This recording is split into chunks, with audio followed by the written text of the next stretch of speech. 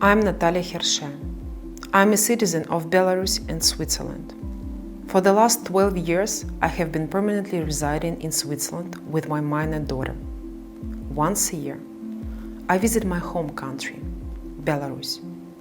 Last year, I arrived in Belarus on September 11, 2020.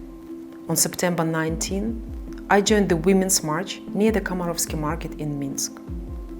This is the only time when I have participated in any march. The same day, I was detained.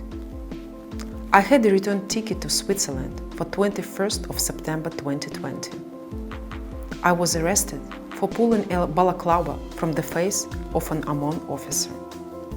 I was taken to the court and was sentenced to 2 years and 6 months in a prison, only for resisting a police officer.